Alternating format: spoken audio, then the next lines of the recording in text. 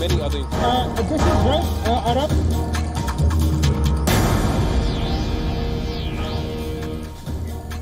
Hello and welcome to WION Live broadcast. I'm Nina Maria Potts, live from Washington, D.C., and these are the latest headlines.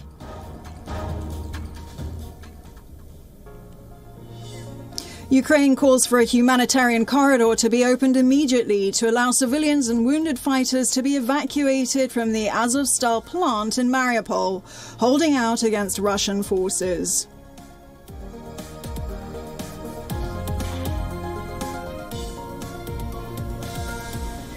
There are no taboos for Germany when it comes to weaponry needed by Ukraine, Germany's foreign minister says, as the country reaches an agreement with Eastern European partners to supply Ukraine with a new batch of heavy weapons.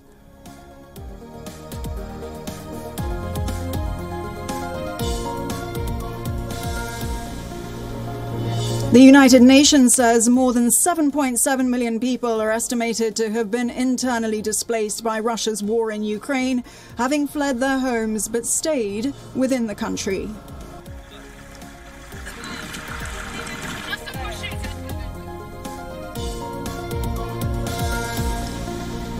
The terror group, the Islamic State, claims responsibility for an attack on a Shiite mosque that killed at least a dozen people in Mazar-e-Sharif in northern Afghanistan.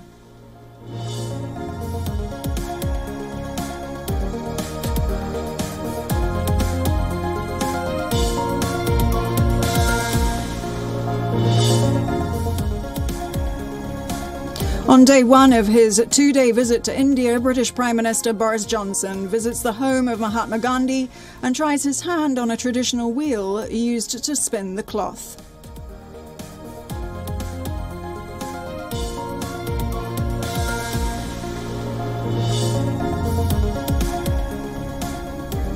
Formula One champion Lewis Hamilton and tennis superstar Serena Williams join the bid to take over Chelsea Football Club that is being spearheaded by former British Airways chairman Sir Martin Broughton.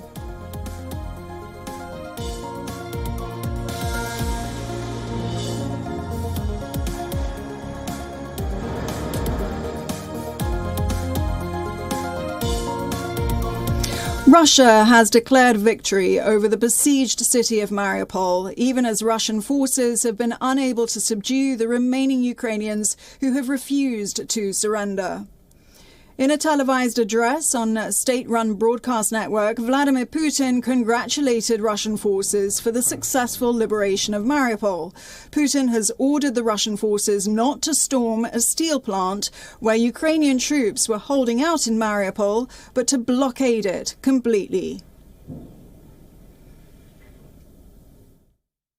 Предлагаемый штурм промышленной зоны считаю нецелесообразным. I consider the proposed storming of the industrial area pointless. I order to abort it.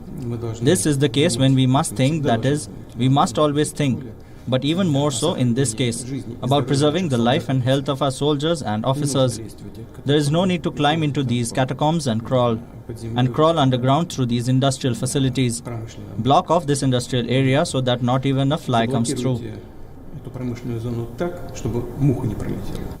Putin's comments on national television were an effort to assert control of a strategic city that Russia has so far failed to fully capture, despite 2 months of bombardment that has killed tens of thousands of civilians.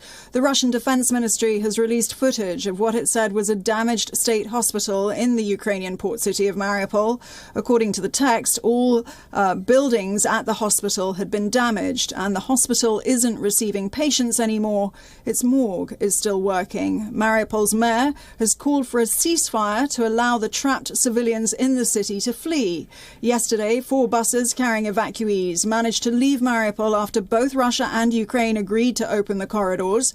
Meanwhile, an advisor to the Ukrainian president has said that Vladimir Putin's order for his forces not to storm the Azovstal steel plant is a sign that Russia has realized it's unable to capture it.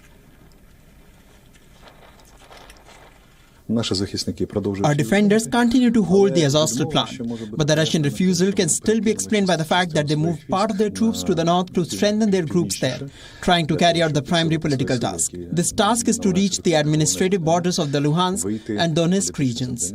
I will say at once that they will not be able to do that. And this preliminary announcement of victories without waiting for either the Easter holidays or May 9 shows that the Russians realize the futility of their last active operation at this war stage.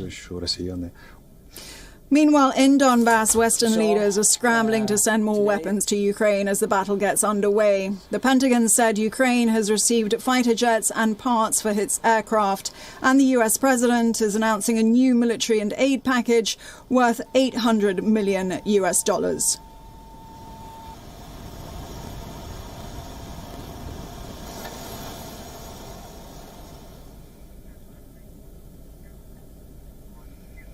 Russia has test-launched its Sarmat intercontinental ballistic missile, a new addition to the country's nuclear arsenal. Putin says this missile will give Moscow's enemies something to think about. However, underplaying Putin's threat, the Pentagon has said that it does not deem the test to be a threat to the United States and its allies. The test was routine and not a surprise. The Pentagon asserted that Russia had notified the United States ahead of its test launch of the intercontinental ballistic missile. Meanwhile, in a televised address, Putin said that the weapon will strengthen the combat potential of Russian forces and will ensure Russia's security from external threats. Responding to Putin's comments, Washington has said that it finds Putin's rhetoric to be unhelpful, further asserting the US doesn't expect a responsible nuclear power to do such a thing, especially in the current environment. The Sarmat is a new heavy intercontinental ballistic missile, one that Russia is expected to deploy with 10 or more warheads on each missile. It's designed to elude anti-missile defense systems with a short initial boost phase. This will give enemy surveillance systems a tiny window to track.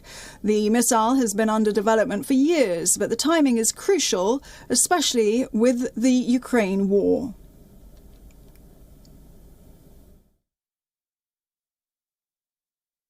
Успешным пуском межконтинентальной баллистической ракеты «Сармат». This truly unique weapon will strengthen the combat potential of our armed forces, reliably ensure Russia's security from external threats, and provide food for thought for those who, in the heat of frenzied aggressive rhetoric, try to threaten our country.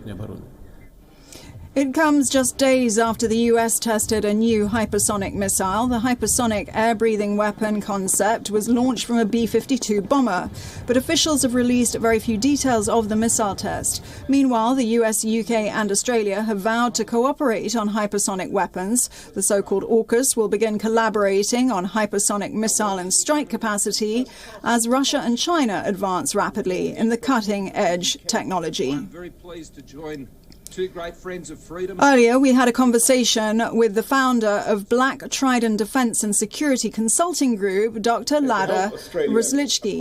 He joined us from Ukraine, but we've not disclosed his location for safety reasons. This is what he had to say. Well, it's clear that Russia is trying to continue to petrify the world. And there's a really good chance that this particular intercontinental ballistic missile will not be used. But the real threat is really looking at the possible use of smaller tactical nuclear weapons, ranging from mines to artillery. And basically, Putin has not been put on his place. And the longer he is allowed to escalate the situation, the much more difficult it is going to be to bring it to an end. Definitely, and actually I don't think that the arms race really ever ended. It just shifted it morphed into a different format. And we should be reminded that last month the Russians do claim, and it has been accepted by the Russians, that a hypersonic missile was used to hit a place called Delatin. And what is little known about Delatin is that this is a place with radioactive and chemical storage, which NATO had been working on with Ukraine for many years to try to clean that area out. And it also has older mines of uranium. So we're combining very dangerous weapons, and we're seeing Russia use these weapons against not only civilian and military bases, but critical infrastructure that includes chemical weaponry and nuclear stations. The conflict between Israel and Hamas is escalating again. The two sides have engaged in the biggest escalation since last year's 11-day war. Militants from the Gaza Strip fired volleys of rockets into Israel, and Tel Aviv responded with airstrikes. It began when a rocket from Gaza fell in the southern Israeli city of Sderot. Hamas said it had fired surface-to-air rockets at Israeli planes, prompting Israel to strike back in central Gaza. This led to further launches of at least 4 rockets by militants in the besieged territory. Hamas is the Islamist movement that rules the Gaza Strip. Israel's army has said its jets had been targeted. Israel's army said its jets had targeted 2 training camps that were used by Hamas. One was a military post and another a tunnel complex which contained raw chemicals used for the manufacturing of rocket engines. No casualties were reported. The exchanges come after nearly a month of deadly violence focused on Jerusalem's flashpoint, the Al-Aqsa Mosque compound. Conflict has been heightened, in part due to the Jewish Passover festival coinciding with the Muslim holy month of Ramadan. Al-Aqsa is the 3rd holiest site in Islam and also revered by Jews as the location of 2 ancient temples. Palestinians say Israel is violating a centuries-old policy by allowing more Jewish worshippers into the sacred compound. According to the policy, non-Muslims may visit but not pray, but Israeli leaders have said they're ensuring freedom of worship for all religions in Jerusalem.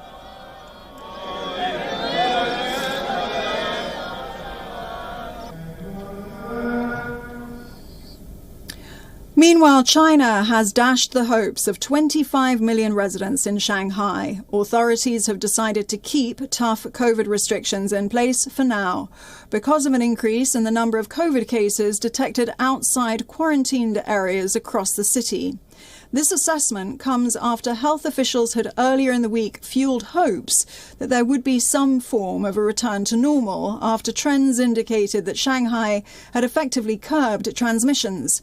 The central district of Jing'an, home to nearly 1 million people, today said that it would no longer allow any residents out of their housing complex because it did not want to risk large gatherings. Shanghai reported 15,861 new local asymptomatic cases on Wednesday. There were 441 new cases outside quarantine areas, up from 390 a day earlier. The city also reported 8 more deaths, bringing the death toll of the current outbreak to 25. All the deaths have been recorded in the past 4 days.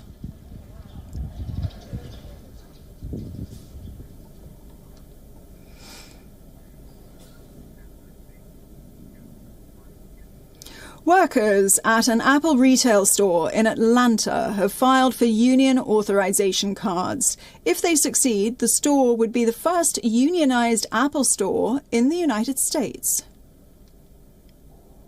An Apple store in Atlanta could be the company's first in the U.S. to unionize.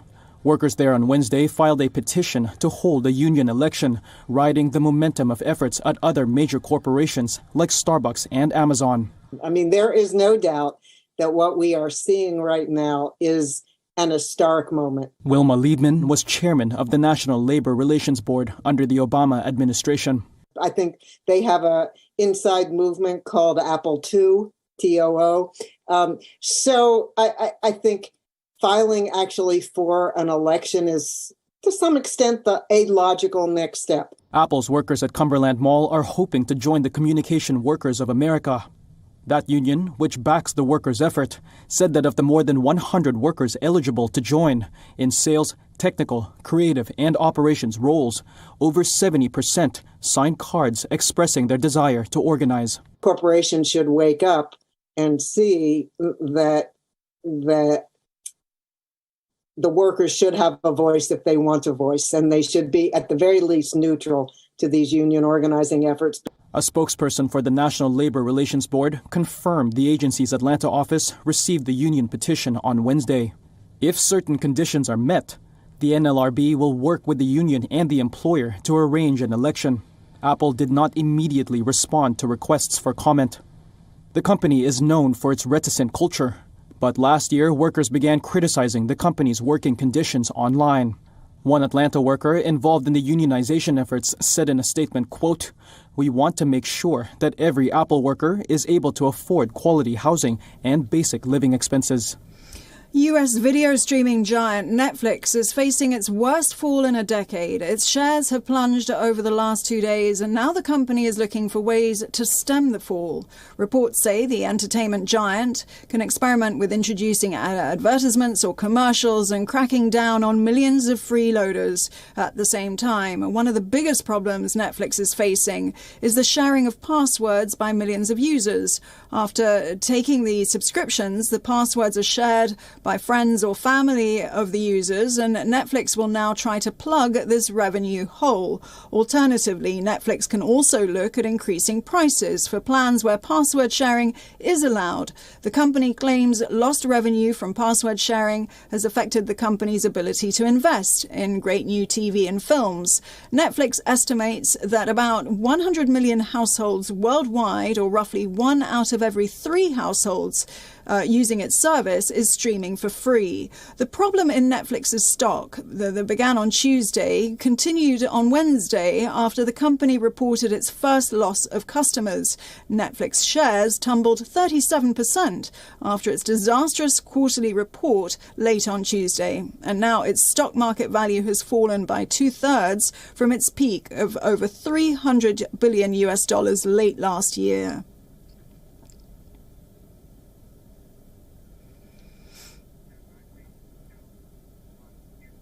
Moving on to a story about free gifts. Everyone likes them. A free mug with your coffee, an extra t-shirt if you purchase above a limit.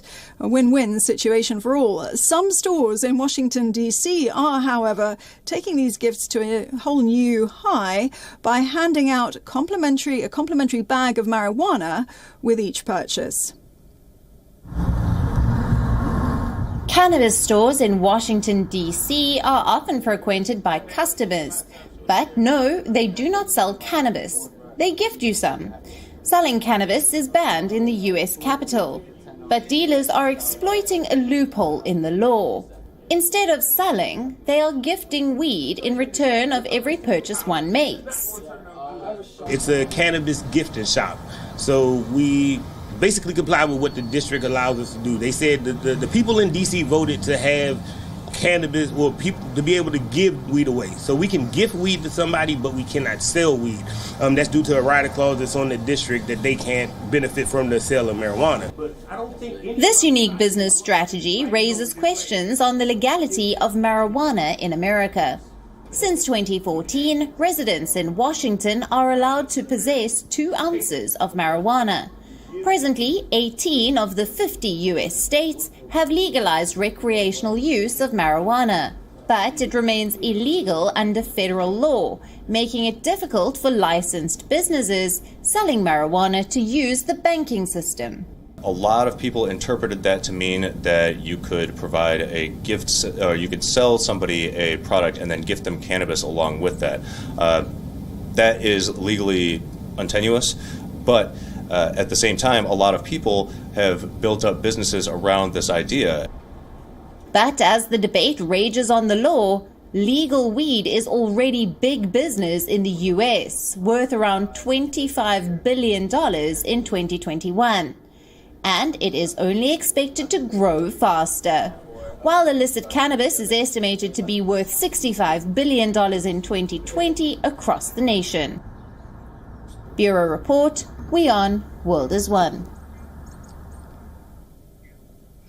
Glaciers are dying. In the Andean mountains of Bolivia, they've shrunk by more than 40% in the past few decades.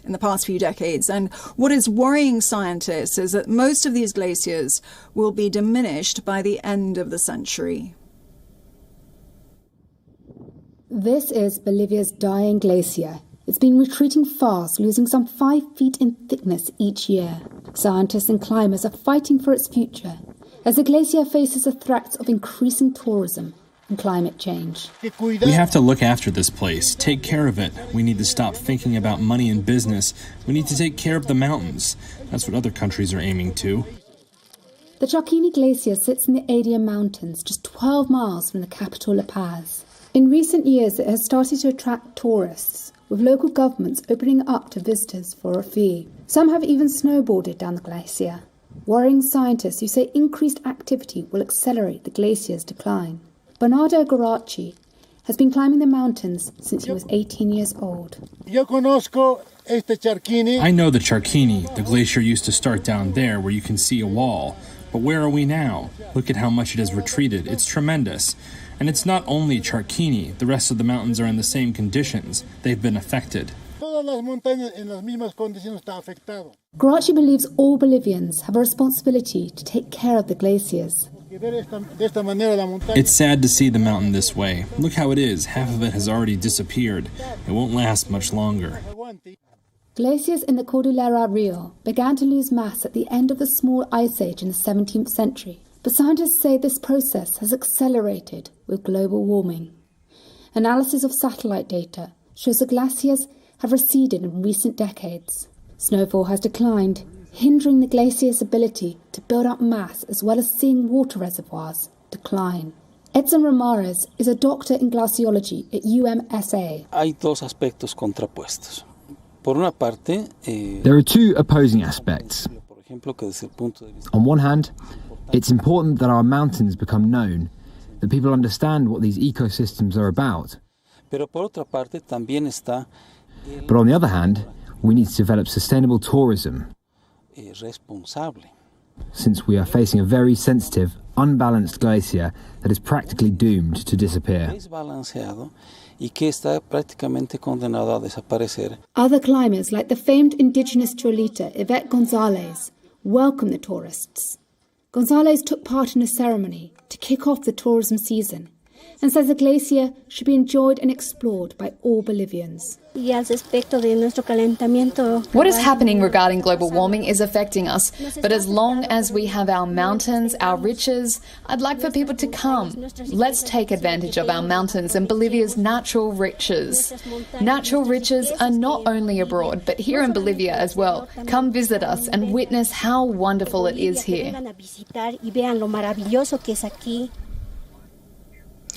Alexander Wang, the Chinese-American designer, has made a comeback to the runway after facing a string of sexual assault allegations and accusations of drugging models. During his highly anticipated show in Los Angeles, Wang was greeted with adoration by the attendees. We leave you with the highlights from the show. Thanks for watching.